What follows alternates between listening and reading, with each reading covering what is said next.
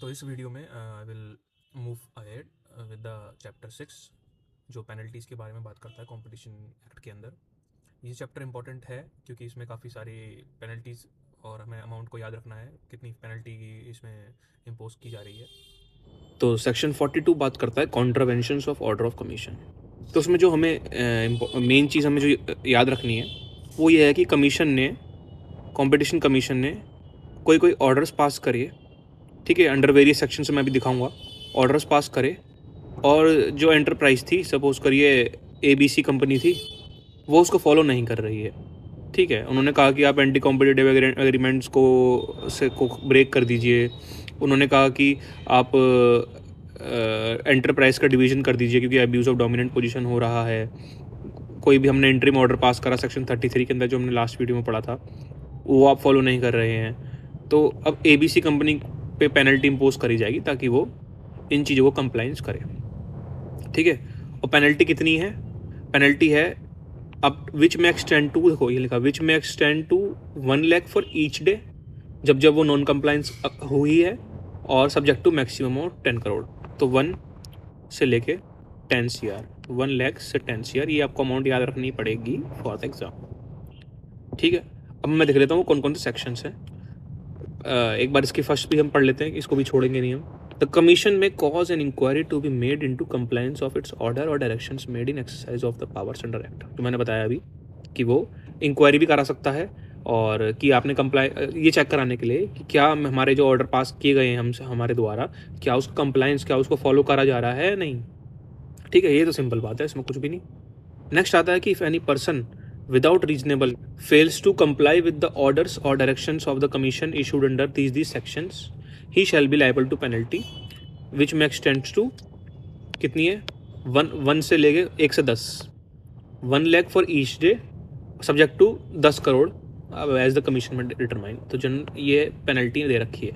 अब एक बार इसमें जो इतने सारे सेक्शंस दे रखे हैं, तो मैं एक बार जस्ट फॉर रिवीजन पर, बस हमारा रिवीजन भी हो जाएगा, तो हम देख लेते हैं कौन कौन से सेक्शंस हैं। ये हमें एज इट इज याद करने की ज़रूरत नहीं है कि हमें रटना है कि ये सारे सेक्शंस लिखे हैं, लेकिन हमें पता होना चाहिए फिर भी, क्योंकि हम छोड़ना कुछ भी नहीं चाहते। हम कोशिश करेंगे सब कुछ हम कवर करें बेयर एक्ट स्टार्टिंग से लेकर एंड तक, ताकि हमारे क्वेश्चंस करने और हमें क्वेश्चंस के अलावा हमारी एक्ट की समझ भी अच्छे से हो जाए। चलो मैं इंडेक्स ही देख लेता हूँ, एक बार इंडेक्स ही खोल लेते हैं हम। देखिए सेक्शन 6 उसमें लिखा था, section 6 regulation of combination. Section 27 बात करता है orders of commission after inquiry into agreement, यानी एंटी कॉम्पिटिटिव एग्रीमेंट और अब्यूज ऑफ डोमिनेंट पोजीशन, ठीक है।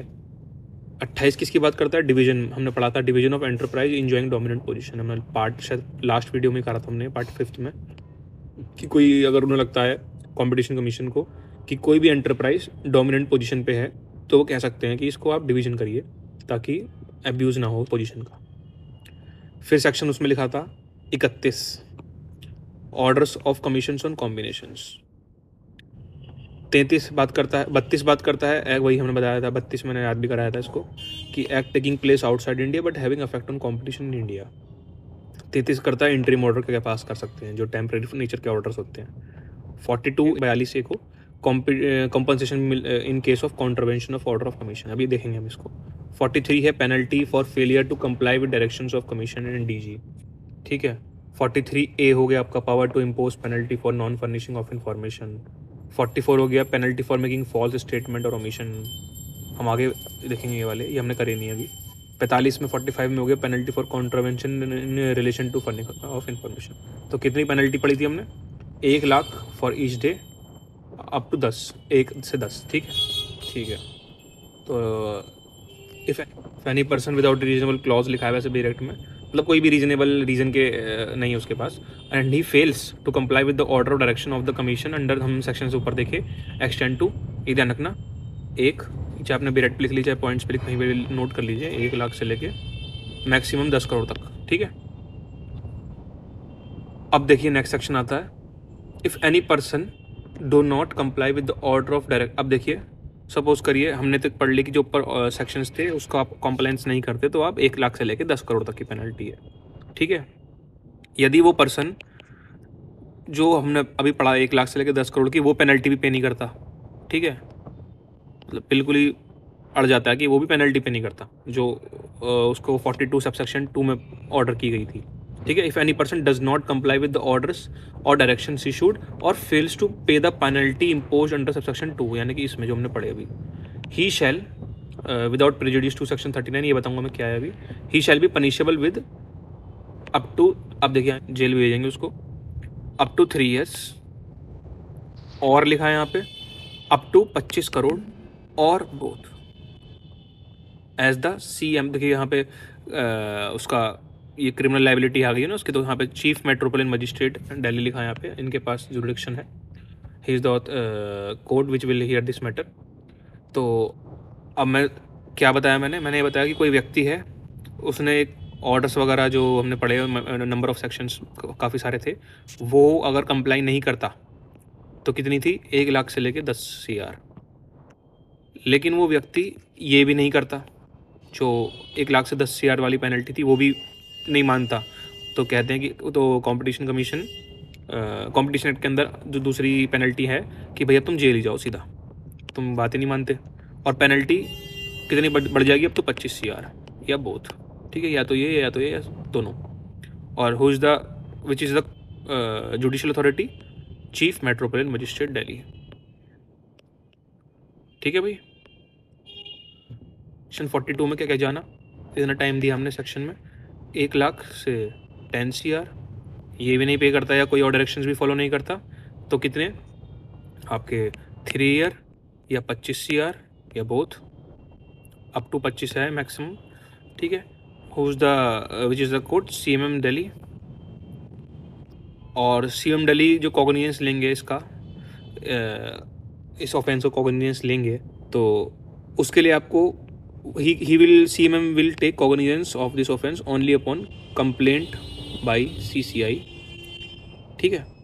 तो ऐसे कॉग्निजेंस नहीं लेंगे वो नॉर्मल प्राइवेट कंप्लेंट में, प्राइवेट कोई भी व्यक्ति ऐसे फाइल कर दे जाके मुँह उठा के चला जाए, ऐसा कुछ नहीं है। कंपटीशन कमीशन ऑफ इंडिया है, वो कंप्लेंट फाइल करेगी, उसी कंप्लेंट के बेसिस पे CMM जो दिल्ली हैं वो कॉग्निजेंस ले सकते हैं। ये देखिए यहाँ लिखा है, ये बात मैंने यहाँ से बोली है, provided that Chief Metropolitan Magistrate Delhi shall not take cognizance of an offence under this section save on a complaint filed by the commission और या कमीशन के कोई ऑफिसर्स ऑथराइज बाय इट, ठीक है। तो ये बात भी ध्यान रखना। नेक्स्ट सेक्शन पे आते हैं, compensation in case of contravention of order of commission. देखिए 42 में अगर ऐसे बताऊँ उसमें क्या है, 42 में है कि सपोज करिए 2 ABC और ये हैं XYZ, इन दोनों ने मिलके खूब अपना एक्सक्लूसिव डीलिंग एग्रीमेंट करा, एंटी कॉम्पिटिटिव एग्रीमेंट करा, मतलब मार्केट में तबाही मचा दी, ठीक है। तो और इसकी वजह से किसी और एंटरप्राइजेज हैं, बेचारे सीधे साधे लोग थे, ये हैं, सपोज करो ये राम एंटरप्राइज थी, ये श्याम एंटरप्राइज थी, इनको काफ़ी लॉस हुआ, तो क्या इनके लिए कुछ रेमेडी अवेलेबल है? हाँ जी, ये कंपनसेशन क्लेम कर सकते हैं, उसके लिए एप्लीकेशन फाइल कर सकते हैं। और एप्लीकेशन कहाँ फाइल करेंगे, कंपटीशन कमीशन ऑफ इंडिया में प्राइम ऑफिस हमें लगेगी कि हाँ भाई कंपटीशन कमीशन ऑफ इंडिया में फाइल करेंगे एप्लीकेशन, नहीं, ये अपीलेट ट्रिब्यूनल में फाइल कर सकते हैं, ये ध्यान रखना इस चीज़ को। Let us read this. हाँ जी, मैं एक चीज़ मैं बताना भूल गया, यहाँ पे लिखा था ना without prejudice to any proceeding under 39, इसका मतलब है 39 की प्रोसीडिंग्स जो हैं उन पर कोई असर नहीं पड़ेगा इसका, बस ये ध्यान रख लेना, जस्ट फॉर नॉलेज बता रहा हूँ मैं। 39 वो था प्रोविजन जिसमें इनकम टैक्स अथॉरिटी के पास आप भेज सकते हैं ना, अगर आपको याद हो एक्सपीडिट रिकवरी के लिए। तो 42A में आ गए हम, देखिए मैं पढ़ रहा था ना, जो मैंने अभी बताया था वो ये लिखा, any person may make an application to the appellate tribunal, ठीक है, कौन सी अथॉरिटी? Appellate tribunal. किस चीज़ के लिए? For an order for recovery of compensation from an enterprises for any loss or damage shown to have been suffered by such person as a result of said enterprises violating directions issued by the commission or contravention without any reasonable ground, any decision or order of commission or section this or any condition restriction subject to which approval sanction direction exemption has been accorded given made under this। मतलब कहने का मतलब simple बस यही है कि कोई enterprise थी, उसने कोई भी डायरेक्शन फॉलो नहीं करा कंपटीशन कमीशन ऑफ इंडिया का, कोई भी ऐसा चीज़ करी है जो एक्ट ने प्रोहिबिट कर रखी थी, और उसके वजह से किसी को लॉस हुआ है, तो that enterprise that person can go and file application, किसके, बस ये ध्यान रखना किसके बिहाफ पे फाइल, किसके सामने फाइल करेगा? Appellate tribunal. और क्लेम कर सकता है कॉम्पनसेशन कि जी मुझे इसकी वजह से लॉस हुआ है, तो काइंडली इस एंटरप्राइज से इस फला फला एंटरप्राइज से मुझे कॉम्पनसेशन दिलवाइए। ठीक है, ये इसका मतलब है। बहुत ही इंटरेस्टिंग और सिंपल बात है ये। 43 में आते हैं हम।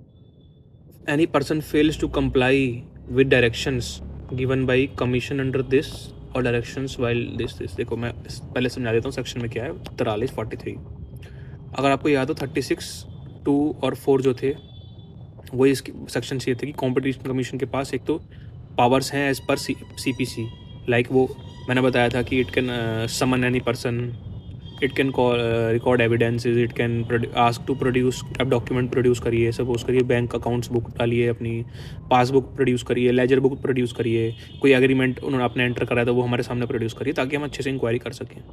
ठीक है, यही पावर्स DG के पास भी थी अंडर सेक्शन 41(2) सिमिलर पावर्स। अगर आप चाहें तो एक बार देख सकते हैं एक्ट के अंदर, मैं दिखा देता हूँ। 36 सबसेक्शन 2 कमीशन शैल है powers add under CPC summoning requiring discovery affidavit. ठीक है, और 41(2) में भी ये थी DG have all the powers as a commission, वही सिमिलर पावर्स थी। अब हम वापस इस पर आते हैं। अब सपोज करिए किसी DG ने या CCI ने कहा कि आप ये डॉक्यूमेंट प्रोड्यूस करिए हमारे सामने, एंटरप्राइज से, किसी एंटरप्राइज से बोला, वो प्रोड्यूस नहीं करती तो भी तो पेनल्टी लगाएंगे ना उस पर। क्या पेनल्टी, वो कंप्लाइंस नहीं कर रही, वो यहाँ पे क्या है कि उनको असिस्ट नहीं कर रही, उनको डॉक्यूमेंट प्रोड्यूस नहीं करके दे रही, तो क्या पेनल्टी है? तो ये है पेनल्टी विच में extend to 1 lakh for each day subject to maximum 1 crore. तो कोई थोड़ी यहाँ पेनल्टी कम है, वही 1 लाख तो है ही ईच डे, जैसे उसमें था पर 1 लाख से लेकर 10 करोड़, लेकिन ये सब्जेक्ट टू मैक्सिमम 1 करोड़ है, ध्यान रखना। ठीक है, 1 तो बस इसमें ध्यान रखना है 43 में कि अगर आप हमारे डॉक्यूमेंट प्रोड्यूस नहीं कर रहे हो, समन बुलाया इशू करा, आप समन पे नहीं आ रहे, ठीक है, तो पेनल्टी कितनी है? 1 लाख 1 ऐसे ध्यान रखना 1 ठीक है। एक ऐसे नहीं, थोड़ा याद करने का तरीका बताता हूँ। एक डॉक्यूमेंट मंगाया और आपने एक डॉक्यूमेंट ला के नहीं दिया तो पनिशमेंट 1 से लेके 1। ठीक है, बस ये देखना है, एक डॉक्यूमेंट मंगाया,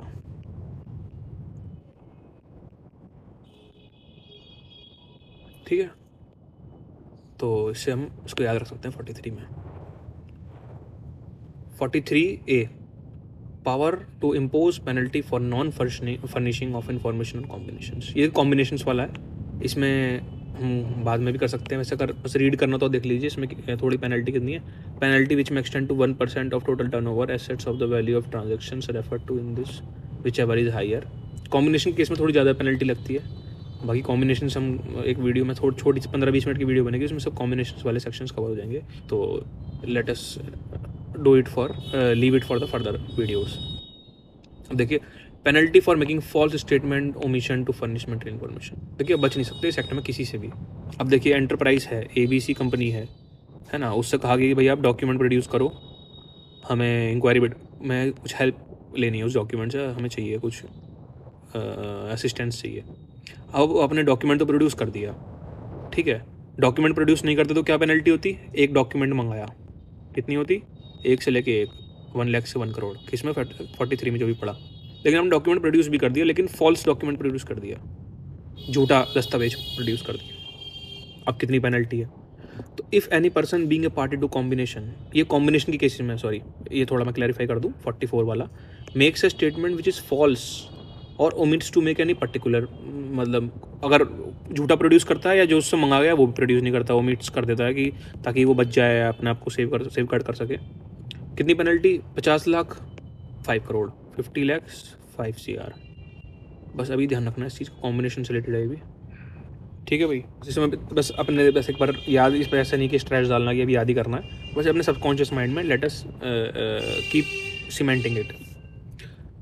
अब हम आते हैं 45 पे, penalty for contravention relation to furnishing of information. ठीक है, without section, if a person who furnish any particular document or information which he knows to be false, वही अगेन जैसे अभी इस एग्जांपल में बताया, कोई डॉक्यूमेंट है या तो फॉल्स डॉक्यूमेंट है या कोई इसमें इंपॉर्टेंट चीज़ को छुपा लेता है, वो omits to state any material fact, wilful alters, कुछ ऑल्टर करता है, सप्रेस करता है, डिस्ट्रॉय कर देता है, उस डॉक्यूमेंट को बिगाड़ देता है, फाड़ देता है, ठीक है, कितनी penalty, 1 crore up to 1 crore है, ठीक है। ये इसमें याद ध्यान रखना, विच में एक्सटेंड टू 1 करोड़। बस बता दिया इन्होंने, without prejudice to this sections who if a person who furnishes और required to furnish under this act, तो जनरल हो गया। 44 का थोड़ा कॉम्बिनेशन स्पेसिफिक हो गया। तो कितनी अगेन एक डॉक्यूमेंट मंगाया, इसमें भी कितनी, अप टू 1 करोड़, ठीक है। ये ध्यान रखना इस चीज़ को, 1 करोड़। अब आगे नेक्स्ट, पावर टू इम्पोज, ये इंपॉर्टेंट है section 46, power to impose lesser penalties. अब सपोज करिए यदि कोई ट्रेडर डिस्ट्रीब्यूटर्स हैं, ठीक है, सपोज करिए ट्रेडर्स हैं, डिस्ट्रीब्यूटर्स हैं, इन पे कोई कहते हैं ना, इनका कोई बुरा समय आया, सपोज इन्होंने कुछ ऐसा एक्ट करा और इन पे धाराएं एक्ट की लागू हो गई। अब ये चाहते हैं कि यार हम सस्ते में निमट जाएं, सस्ते में हमारा काम हो जाए, हम अब नहीं करेंगे ऐसा एक्ट। तो इनके लिए भी कुछ थोड़े बहुत बेनिफिट्स दे रखे हैं बचने के लिए, और थोड़ा बहुत दंड इन पे कम लगे। तो अगर ये चाहें, अगर ये कहें कि जी हम ट्रू डिस्क्लोज़र करेंगे, फुल डिस्क्लोज़र करेंगे, जो हमें बात पता है, ठीक है, इससे क्या है कि भाई आपकी जो इन्वेस्टिगेशन या इंक्वायरी चल रही है वो भी बचेगी, टाइम भी बचेगा कंपटीशन कमीशन का, और थोड़ा बेनिफिट इनको भी दे देंगे हम। तो कंपटीशन कमीशन चाहे अगर वो सेटिस्फाइड है इनकी बातों से, तो इन पे लेसर पेनल्टी इम्पोज कर सकती है। ये बात है इसके अंदर। अब देखिए, द कमीशन में if it is satisfied that any producer, seller, distributor, trader etcetera included any cartel. ये ध्यान रखना, 46 में थोड़ा 46 की बात करता है कार्टल से रिलेटेड की। कार्टल हमने पढ़ा था ना सेक्शन 2C में, एसोसिएशन, सी से कार्टल, सी से section 2C, association of trader distributors and suppliers हो, जो कोई एग्रीमेंट में एंटर कर जाते हैं कि हम प्राइस कंट्रोल करेंगे, सप्लाई कंट्रोल करेंगे, तो वो कार्टल्स होते हैं, ठीक है। तो जस्ट दोबारा से एक बार बता दिया रिवाइज के लिए। तो कमीशन में if it is satisfied that any producer etcetera in any person in the cartel जिसने एंटी कॉम्पिटिटिव एग्रीमेंट करा है which is allege to have violated anti competitive and section 3 has made a full and true disclosure, ठीक है। क्या keyword है, full and true disclosure, and such disclosure is vital. और जो ये भी ध्यान रखना, वाइटल मतलब डिस्क्लोजर ऐसा भी नहीं कि वो डिस्क्लोजर इंपॉर्टेंट होना चाहिए। Then impose commission can impose lesser penalty, ठीक है। बस ये ध्यान रखना, क्या पॉइंट है कि कार्टल का रिलेटेड कोई सेलर एक्सेट्रा है, full, true plus vital. Vital मतलब क्रूशियल इंफॉर्मेशन, मटेरियल इंफॉर्मेशन। तो if satisfied commission can lesser penalty. अब देखिए, एक चीज़ इसमें इंपॉर्टेंट है, provided that lesser penalty shall not be impose by commission. अब देखिए, दो चीज़ चल रही हैं, इन्वेस्टिगेशन चल रही है, डीजी करता है ना इन्वेस्टिगेशन, हमने पढ़ा था, और वो रिपोर्ट फाइल कर देता है, यहाँ वो रिपोर्ट फाइल करता है। तो जो भी इनको अपनी ट्रू एंड डिस्क्लोजर करना है ना, वो सब कुछ रिपोर्ट आने से पहले करना है, क्योंकि जब रिपोर्ट आ जाएगी फिर फ़ायदा क्या डिस्क्लोजर का। तो रिपोर्ट आने से सब कुछ पहले करना है उनको, तभी इसका प्रोविजन का फ़ायदा है। Provided that lesser penalty shall not be imposed where the report of investigation directed under section 26 has been received before making such disclosure, ठीक है। तो बस ये ध्यान रखना, डायग्राम ये छोटा सा, कि डीजी की रिपोर्ट है उससे पहले करना जो भी करना है। Provided for that lesser penalty shall be imposed only in respect of the producer seller including who has made true and full disclosure. हमें पता ही है, जो भी ट्रू वाइटल डिस्क्लोजर करेगा उनको ये बेनिफिट मिलेगा इसका। और ये इंक्लूडेड इन द कार्टल, जो भी कार्टल के व्यक्ति हैं और ट्रू एंड डिस्क्लोजर करते हैं, ठीक है। ये तुमने समझ लिया। और देखिए, एक और चीज़ है फिर से, अगर वो डिस्क्लोजर कर देते हैं लेकिन कॉपरेशन नहीं करते, तो फिर फ़ायदा नहीं मिलेगा इस चीज़ का। That lesser penalty shall not be imposed if the person making disclosure does not continue. तो कॉपरेशन आपको करना है एंड कंप्लीशन ऑफ प्रोसीडिंग तक, ठीक है। ये इसमें तो बहुत लॉजिकल बात है कि जो कॉपरेशन करना है आपको, ट्रू डिस्क्लोजर करना है, जब तक प्रोसीडिंग चल रही है तब तक करना है। ये नहीं कि भाई आप कर दिया, बाद में आप फिर वापस से अपने उल्टे पैर चले गए, फिर वापस से प्रॉब्लम क्रिएट कर रहे हैं, कॉपरेशन नहीं कर रहे हैं। तो कंटिन्यूटी रहनी चाहिए, ठीक है। अब उनको, कमीशन को लगता है कि अगर उन्होंने जिस पे लेसर पेनल्टी लगाई है उसने कोई कंप्लाइन, डायरेक्शन का कोई कंप्लाइन नहीं करा, कंडीशन का कोई कंप्लाइन नहीं करा, फॉल्स एविडेंस दिया है, डिस्क्लोजर वाइटल नहीं है, तो ठीक है, तो तो फिर उनको वैसे ट्रीट कर जाएगा सिर्फ वो पहले ट्रीट होते। तो कहने का मतलब ये है कि जो भी आप ट्रू डिस्क्लोजर आप बेनिफिट लेना चाह रहे हो 46 का 46 सेक्शन का, तो आपको फिर तमीज़ में रहना पड़ेगा भाई, ठीक है। आपको कोऑपरेट करना पड़ेगा, आपको इन्फॉर्मेशन वाइटल देनी पड़ेगी, आपको ट्रू डिस्क्लोजर करना पड़ेगा, आपको फुल डिस्क्लोजर करना पड़ेगा, आपको कोई एविडेंस फॉल्स नहीं ना। तो be a good man, be good person की तरह आपको, ठीक है, अच्छे व्यक्ति की तरह आपको सब काम करने पड़ेंगे, डिसिप्लिन पर्सन की तरह, तभी बेनिफिट मिलेगा। मिशन में allow producer seller trader service including the cartel to withdraw. अब देखिए ये भी एक है कि जो भी ट्रू डिस्क्लोजर की एप्लीकेशन लगा रहा है, जो भी एप्लीकेशन लगा रहा है डिस्क्लोजर की, वो विड्रॉ भी कर सकता है।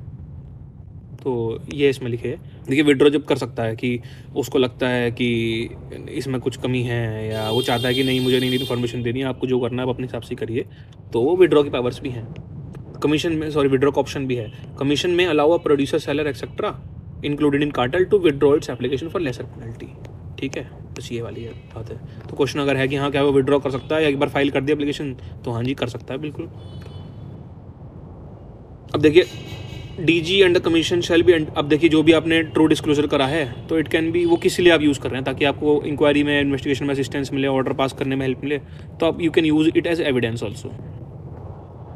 डीजी और the commission shall be entitled, क्या लिखा है यहाँ पे, shall be entitled for the purpose of this act any evidence submitted by the above persons, जो मैं पढ़े, can use it as an evidence except in admission. मतलब क्या होता है ना कि एडमिशन में ज़्यादा डिटेल में जा नहीं रहा, बस याद रखना एडमिशन को छोड़ के बाकी सब चीज़ के लिए एविडेंस माना जाएगा, बस इतना ध्यान रखना, एक्सेप्टेड एडमिशन। अब सेक्शन 4 में सिंपल सी बात यह है कि यदि कोई व्यक्ति है who is already cooperating in one cartel, suppose करिए कार्टेल, उसका एक कार्टेल था उसमें वो ऑलरेडी कोऑपरेट कर रहा है, और साथ साथ वो किसी अन्य कार्टेल कोई 2 है उसके बारे में भी डिस्क्लोज कर देता है। कार्टेल 1 तो उसने कर ही डिस्क्लोज, कार्टेल 2 के बारे में भी वो ट्रू डिस्क्लोजर वगैरह कर देता है, ठीक है, जिससे सीसीआई को पता चलता है कि अच्छा कार्टेल 2 कोई अदर कार्टेल कोई है वो भी ऐसा कर रहा है, तो उनको एक और मिल गया, एक और कार्टेल मिल गया जिसके खिलाफ वो इन्वेस्टिगेशन वगैरह स्टार्ट कर सकते हैं। तो इस व्यक्ति को जो बेनिफिट कार्टेल 1 का अपना मिल रहा था वो तो मिलेगा ही, साथ में जो उसने एक्स्ट्रा इन्फॉर्मेशन दी तो उसके लिए भी उसको एक्स्ट्रा एडिशन मिल जाएगा, ठीक है, सेपरेट रिडक्शन ऑफ पेनल्टी, ये इसका मतलब है, ठीक है। The commission can reduce the penalty, ध्यान रखना, for the first cartel and the benefit जो मिलेगा इट इज इन एडिशन, ठीक है। अब इसको पढ़ लेते हैं। Where during the course of investigation a producer, ठीक है, seller etcetera this number of person, कोई भी व्यक्ति disclose a cartel under subsection 1 या तो कार्टेल 1 जो मैंने लिखा एग्जाम्पल में, and makes a full true disclosure under subsection 1 with respect to another cartel 2, which enables the commission to form a prima facie opinion that there exists another cartel। उनको मिलता है कि अच्छा एक और कार्टेल भी ऐसा कुछ कर रहा है, then the commission may impose upon such producer, service provider etc a lesser penalty in respect of the cartel already been investigated, ठीक है, without prejudice to the producer etcetera provide service provider obtaining lesser penalty regarding the new disclose. में second cartel disclose करा उसके खिलाफ भी उसके लिए भी उसको बेनिफिट मिल जाएगा।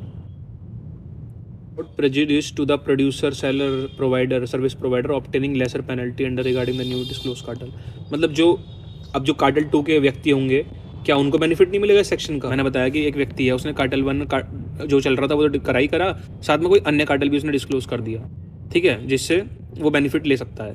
अब क्या जो कार्टेल 2 के व्यक्ति हैं क्या उनको बेनिफिट नहीं मिलेगा इस सेक्शन का 46 का, अगर उनको कुछ डिस्क्लोजर करना हो तो हाँ जी उनको भी मिलेगा बेनिफिट, वो भी और डिस्क्लोजर कर देंगे, एक्स्ट्रा कुछ इन्फॉर्मेशन और प्रोवाइड कर देंगे, तो उनके लिए बेनिफिट है ही सेक्शन के लिए, उनके लिए इस सेक्शन के दरवाजे बंद नहीं होते। तो ये लिखा है इसमें, without prejudice to the producer seller etcetera obtaining lesser penalty regarding the newly disclose cartel, बस ये मतलब है इसका, ज़्यादा कंफ्यूज नहीं होना, ठीक है। आई होप ये समझ गए हुए, नहीं समझ में आया तो कमेंट कर सकते हैं।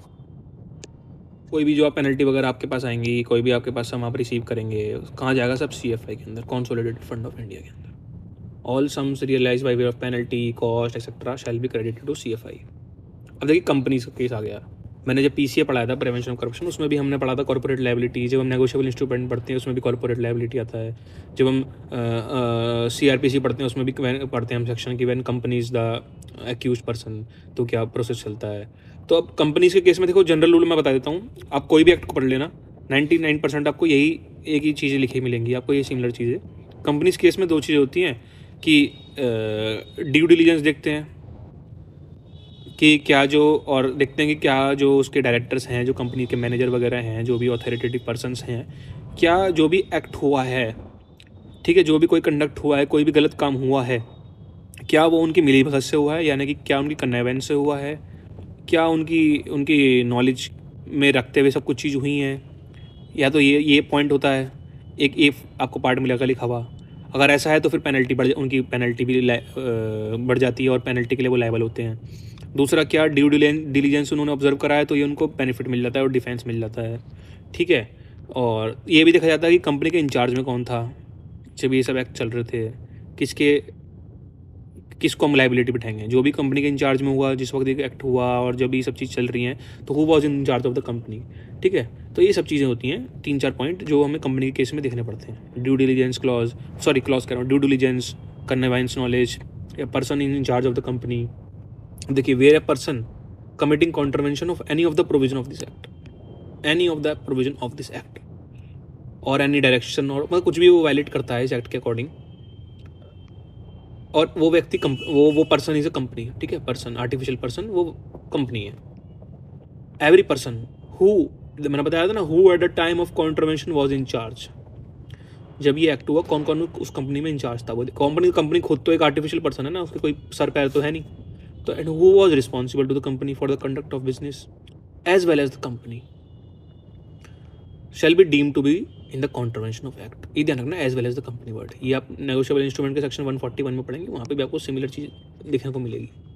तो ये as well as the company मतलब है कंपनी तो साथ में पार्टी बनेगी, साथ में पर्सन जो भी इंचार्ज था उसके, वो, ठीक है। Deemed to be in contravention of that and the commission may impose such penalty as it deems fit. अब देखिए, commission may impose such penalty on such persons which shall not be more than 10%। ये कितनी penalty लगी company के इसमें, थोड़ी बढ़ा दी गई है इसमें, 10% ऑफ द एन को। देखिए, ये आपको 10% ही लिखा मिलेगा पूरे बेरेट में भी काफ़ी बार आपको 10% वाला मिलेगा ये clause, 10% in last 3 financial years, ठीक है। तो यहाँ पे भी ये लिखा है, which shall not be more than 10% of the average of the income for the last preceding financial years. देखिए, कंपनी केस में ध्यान रखना, हम लास्ट इनकम देखेंगे फाइनेंशियल ईयर्स की, तो 10% of the last financial years, हमें याद रखने में भी आसान रहेगा। कितनी पेनल्टी, इतनी 10% in last preceding 3 financial years. अब देखिए, यदि कार्टेल है, मैंने कहा था ना कार्टेल तो एक थोड़ी और ख़तरनाक चीज़ हो जाती है। प्रोवाइडेड दैट, इन कार्टेल कहा था 2C में था, क्या है, एसोसिएशन ऑफ पर्सन्स वगैरह, control supply, control production etcetera, 2C के अंदर है। Provided that any agreement referred to in 3.3 has been entered into by cartel. 3 किसके बारे में बात करता है, एंटी कॉम्पिटिटिव एग्रीमेंट का। तो कार्टेल अगर उसमें इन्वॉल्व है, द कमीशन में impose such persons referred to in subsection 1 penalty of 10% of the income of each for each year up to the continuance of agreement। देखिए, है 10% ही इसमें भी, अगर कार्टेल का इन्वॉल्वमेंट है तो 10% ही रहेगी उसमें भी। मैंने कहा था ना, इस सेक्शन में 10% ही मिलेगा आपको लिखा हुआ, अप टू 10%। बस इसमें लास्ट 3 प्रीसीडिंग नहीं लिखा इनकम ऑफ ईच ईयर, जब एग्रीमेंट कंटिन्यूस में है, ठीक है। एग्रीमेंट 2010 में भी कंटिन्यूस में चल रहा है, 11, 12, 13, तो ईच ईयर कर लेंगे उसमें। कार्टेल नहीं है तो लास्ट 3 ईयर्स फाइनेंशियल ईयर्स लेंगे, ठीक है। तो कैसे, मैं बता देता हूँ। कंपनी के केस में general rule 10% 3 financial year plus cartel हो गया इसमें, कितना हो जाएगा फिर उसमें, 10% ही रहेगा, लेकिन ईच ईयर जब तक कंटिन्यू चल रहा है। मैंने वही ऐसे ध्यान रखना, कार्टेल एक बड़ी बात हो जाती है, थोड़ा उसमें बढ़ा दिया और समय, यही चीज़ है इसके अंदर। अब देखिए, मैंने बताया था ना, ड्यू डिलिजेंस वाली बात ये लिखी है, नो लायबिलिटी होगी, कोई लायबिलिटी नहीं है इफ़ ही प्रूफ्स कि contravention was committed without his knowledge, और उसने ड्यू डिलिजेंस एक्सरसाइज किया था, ठीक है। वो मैंने बता दिया था ऊपर। अब आते हैं नेक्स्ट पे, मैंने एक चीज़ लिखाई बताई थी ऊपर, मिली भगत वाली बात, कन्नेवेंस वाली बात, ठीक है। यानी कि कन्नेवेंस मतलब होगा ना कि आपकी इंटेंशन, मैलिफाइड इंटेंशन आ जाती है उसके अंदर। तो वेर ए कॉन्ट्रवेंशन कोई भी अगर हुआ है और it is prove that contravention has taken with consent, connivance और neglect of the part of director, manager, secretary और other officer of company, then they shall also be deemed to be in contravention of this act, and unless provided their commission may impose such penalty not be more than 10% of the average income of last 3 preceding years. ठीक है, again वही 10% last 3 financial years. तो बस cartel case में हमने पढ़ा था कि उसमें 3 ईयर्स ऐसा कुछ लिखा नहीं है, उसमें क्या लिखा है 10% ऑफ ईच ईयर, बाकी लिखा है 10% 3 फाइनेंशियल ईयर्स प्रीसीडिंग वाले। यानी case has been entered into by cartel. अब इसके साथ ये वाला इसका प्रोवाइजो है, 3 का प्रोवाइजो ही है। अब जब कन्वीवेंस वगैरह शो कर दिया तो इतनी लाइबिलिटी 10% 3 फाइनेंशियल ईयर, लेकिन साथ में कार्टेल इंक्लूड हो गया इसके अंदर, तो कितनी है again not exceeding 10% of income of each year continuance of such agreement. तो वही कार्टेल जहाँ पे भी आ गया 10% ईच ईयर जब एग्रीमेंट चल रहा है आपका, और कार्टेल अगर नहीं है, ये प्रोवाइजो अगर एप्लीकेबल नहीं होता तो कितनी 10% ऑफ 3 फाइनेंशियल ईयर प्रीसीडिंग वाले। बस सिंपल, ये चीज़ ध्यान रखनी है अपने को। वही company means body corporate including firm, director means partner in firm, income means as specified by regulation. ठीक है, बस जान लिया हमने। तो वही हमें निकालना है, अपने एक्सट्रैक्ट करना है हमें कि सेक्शन में क्या क्या चीज़ हमें पढ़नी है, क्या क्या चीज़ हमें याद रखनी है, क्या लॉ पॉइंट है। ठीक है, चलिए आगे बढ़ते हैं। सेटलमेंट देखिए दोस्त, इसमें 48 का ए 48 का बी, दो बात हैं इसमें। एक है सेटलमेंट की बात करता है, एक बात करता है आपकी कमिटमेंट की। सेटलमेंट क्या है? सेटलमेंट एक तरह का कंसेंसुअल एक्ट है।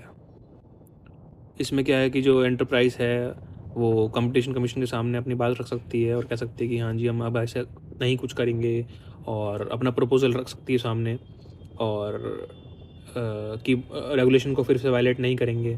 तो एक तरह से एक्नॉलेजमेंट है। तो इसमें क्या है कि आपका जो भी फिर जो आपकी जनरल टाइप की प्रोसीडिंग चलती हैं, फॉर्मल प्रोसीडिंग चलती हैं, उसका भी टाइम बचेगा आपके पास, और आप चीज़ों को स्मूथली ख़त्म कर सकते हैं अर्लियर। ठीक है, अभी पढ़ लेते हैं इसको। ये हमें ध्यान रखना कि सेक्शन 48 है सेटलमेंट का, ये तो हमें ध्यान रखना ही पड़ेगा, इंपॉर्टेंट है। Any enterprise against whom an inquiry has been initiated for contravention of 3 और 4, ये ध्यान रखना सेक्शन कौन कौन से लिखे हैं यहाँ पे, इंपॉर्टेंट सेक्शन है ये। For contravention of subsection 4 of 3 and competitive agreement वाला, और एब्यूज ऑफ डोमिनेंट पोजीशन वाला। में for settlement of the proceeding initiated, ठीक है, सेटल प्रोसीडिंग को सेटलमेंट करने के लिए, ख़त्म करने के लिए, of the proceeding initiated for the contravention submit an application. अब इसमें प्रोसेस दे रखा है, तो जो एंटरप्राइज है वो चाहती है कि सेटलमेंट करे, और सेक्शन कौन कौन से हैं, कॉन्ट्रवेंशन जिसका हुआ है सेक्शन 4 या 3, और एप्लीकेशन फाइल करेगी वो कमीशन के पास in such form and payment as per regulations. ठीक है, an application may be submitted at any time after the receipt of the an application under this may be submitted at any time after the receipt of the report of DG but prior to such time after the passing of an order. देखिए ये important है, report के बाद भी file आप कभी भी कर सकते हैं, even after the report filed, but कोई भी ऑर्डर पास कर दें वो उसे पहले करना है इस पीरियड के दौरान। हमने एक ऊपर सेक्शन पढ़ा था जिसमें ट्रू एंड डिस्क्लोजर था, उसमें क्या था, रिपोर्ट से भी आपको पहले करना है डिस्क्लोजर। इसमें क्या सेटलमेंट में कि जी रिपोर्ट भी आ गई है उसके बाद भी कर सकते हो, लेकिन कुछ ऑर्डर पास हो थ्रू द कॉम्पिटिशन कमीशन उसे पहले कर दी कमीशन में आफ्टर मेकिंग। अब देखिए commission may after taking into consideration the nature, gravity and impact of the contravention agree to the proposal of settlement on payment of such amount by the applicant और on other terms of implementing of settlement and monitoring as may भी। ठीक है, इसका मतलब यही है कि अब उनके पास सेटलमेंट का प्रपोजल आ गया, एंटरप्राइज करी कि जी हम सेटलमेंट करना चाहते हैं, आप निपटाओ हमारे मामले को। तो उनको अगर वो चीज़ देखेगी कि हाँ भाई नेचर, ग्रेविटी क्या है, कितना उन्होंने लॉस क्रिएट किया है, कितना उन्होंने मार्केट में अफेक्ट क्रिएट किया है, तो वो सब देख के पूरे फैक्ट्स एंड सर्कमस्टेंसेस को देख के वो चाहें तो एग्री कर सकते हैं कि चलो ठीक है, let us agree for the settlement. While considering the proposal of settlement, commission shall provide an opportunity to the party। अब देखिए अब यही भी नेचुरल जस्टिस वाली बात है, कितनी अच्छी बात है। आप सेटलमेंट की बात कर रहे हैं तो यही नहीं कि एक पार्टी को सुन लेंगे, आप अपोजिट पार्टीज़ को भी सुनेंगे, जिन्होंने जो कंप्लेंट वगैरह की थी, या डायरेक्टर जनरल है उसकी बात भी सुनेंगे। तो सब चीज़ों को मद्देनज़र रखते हुए ही ओपिनियन बना जाएगा कि सेटलमेंट करना है नहीं करना है। ठीक है, ऑब्जेक्शन सुनेंगे अपोजिट पार्टी के, if commission is opinion that settlement is not appropriate, ठीक है, तो अगर मानते नहीं है वो, मतलब कि अप्रोप्रिएट नहीं लगता या कोई एग्रीमेंट पे नहीं पहुंच पाते, तो बस वही इसको रिजेक्ट कर सकते हो आप सेटलमेंट, बस सिंपल बात, एज पर रेगुलेशन, ये इसमें कुछ भी नहीं है। अब ये इंपॉर्टेंट है, no appeal shall lie under 53B against the order pass by the commission under this section. देखिए 53B में 53 बात करता है appeal to appellate tribunal, we will do it in another part. तो अब मैंने कहा था ना कि अपील जाती है, फिर एक बार ऑर्डर पास हो जाता है। अब सपोज करिए उन्होंने सेटलमेंट पे उन्होंने एग्री कर लिया, प्रपोजल एक्सेप्ट कर लिया कॉम्पिटिशन कमीशन ने कि हाँ जी सेटलमेंट के लिए हमने अलाउ कर दिया, दूसरी पार्टी को सुन लिया, नेचर एंड ग्रेविटी सब चीज़ देख ली। अब क्या इस सेटलमेंट जो ऑर्डर पास किया उसके खिलाफ अपील हो सकती है? नहीं, क्योंकि जो पर्पस है इस सेक्शन का ना वो ये है कि आप टाइमली डिस्प्यूट्स को रिजॉल्व कर सकें, तो कोई अपील इसमें फाइल नहीं होगी। 53B क्या बात करता है? Appeal to AT appellate tribunal, ठीक है। ऑल अमाउंट्स जो भी आएंगी वो अगेन CFI में जाएंगी, कॉन्टिनेंटल फंड ऑफ इंडिया में। तो 48 में क्या देखा हमने कि बात करता है किसकी? सेटलमेंट की। क्या करेंगे आप? एप्लीकेशन या प्रपोजल लिखेंगे किसको? कॉम्पिटिशन कमीशन ऑफ इंडिया को। सब सेक्शन कौन थे? 3 और 4 थे जिससे कॉन्ट्रवेंशन हुआ है, और वो नेचर एंड ग्रेविटी देखेंगे, वो पार्टीज़ को सुनेंगे, DG को सुनेंगे, तो वो एक्सेप्ट कर सकते हैं या रिजेक्ट कर सकते हैं। और जो भी उन्होंने सपोज करिए ऑर्डर पास किया है अंडर दिस सेक्शन 48 के अंदर, जो भी ऑर्डर पास किया है, नो अपील विल लाई, ध्यान रखना इस चीज़ को, ठीक है। बस 48B कमिटमेंट। अब देखिए कमिटमेंट भी थोड़ा इसी उद्देश्य से बनाया गया है जिस उद्देश्य से 48A था। तो अगेन ये भी वॉलेंटरली एक्ट होता है, ठीक है, और इसमें आप कमिट करते हैं, कुछ प्रॉमिस करते हैं कि हम फला एक्शंस या कोई भी ऐसे एक्ट नहीं कमिट करेंगे। तो any enterprise against whom an inquiry has been initiated, वही सिमिलर बात सेम लैंग्वेजेस में भी वही सेक्शन 3 या 4 में submit an application in writing to commission, ठीक है, एप्लीकेशन जाएगी as may be to offering commitment, उसमें कहता है ऑफर सेटलमेंट्स, इसमें ऑफर कमिटमेंट्स, ठीक है। वही 48B section 3, 4 application to CCI कि हम कमिटमेंट करेंगे। Offer to commitment under this may be submitted at any time, उसका टाइमलाइन क्या है? At any time after an order under this has been pass by the commission but within such time prior to the receipt by the party of the report of DG। इसमें थोड़ी अलग time line है, उसमें हमने पढ़ा था कि DG की रिपोर्ट के बाद but before any order has been passed. अब कमिटमेंट में क्या है कि an offer for commitment may be submitted at any time after the order under section 26(1) has been passed by the commission. तो कोई भी ऑर्डर पास कर दिया उन्होंने 26(1) के अंदर कमीशन ने, उसके बाद आप कभी भी जा सकते हैं कमिटमेंट के लिए, but within such time but within such time prior to the receipt by the party of the report of DG under 26(4). देखिए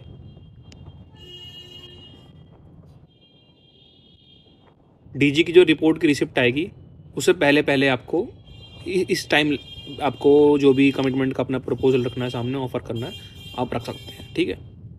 तो after order but before the report of DG, ये ध्यान रखना है इसके अंदर। और 48 में क्या था? DG report but before the order passed, ठीक है। मैं एक बार दिखा देता हूँ, but before time the passing of an order under 27 और 28 में भी सेटलमेंट का था ये, और इसमें क्या है 26 में after the order has been pass by the commission but prior to the receipt by the party under 26(4).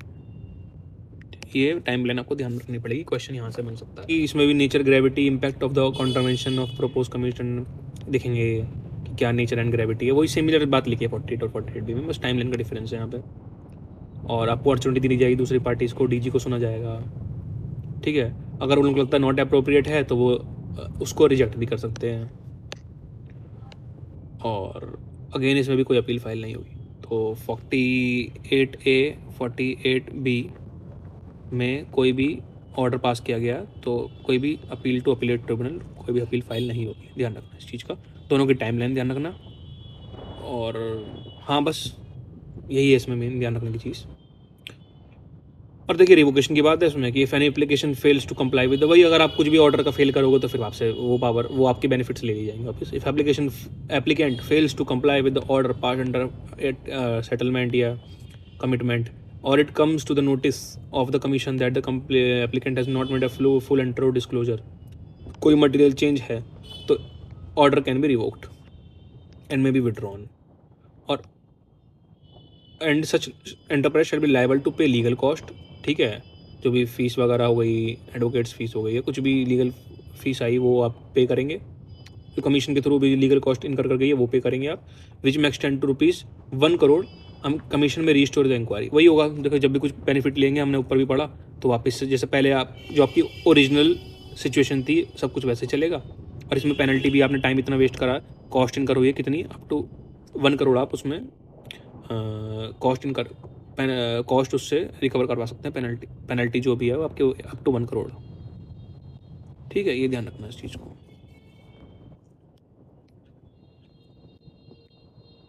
तो इसको ध्यान रखने का तरीका ये है, 48A, 48B, 48C, ये 3 सेक्शन है। इसको ऐसे ध्यान रख लेना, SCR, S मतलब सेटलमेंट, C मतलब कमिटमेंट, R मतलब रेवोकेशन। ठीक है, SCR ऐसा होता है ना, सुप्रीम कोर्ट रिकॉर्ड्स, ऐसे SCR। ठीक है, और 1 करोड़ है इसमें, ये भी ध्यान रखना आप, 1 करोड़। तो आप इसको खुद से एक बार रिवाइज करेंगे तो आसानी से चीज़ें याद हो जाएंगी। और पेनल्टी दिखने में बहुत सारी हैं, लेकिन ज़्यादातर पेनल्टी सब में सेम ही है। 10% हो गया आपका, हम जहाँ पे डॉक्यूमेंट वाला मैंने बताया 1 CR वाला, कि एक डॉक्यूमेंट मंगाया, उस वाला मैंने निमोनिक्स बताया। तो पेनल्टीज भी देखने में ज़्यादा है लेकिन है आसान। तो इम्पोर्टेंट पार्ट था, इसलिए मैंने इस पर थोड़ा ज़्यादा टाइम दिया। तो अगर कोई डाउट है, तो अगर कोई भी डाउट है तो you can always comment and kindly subscribe also. Thank you.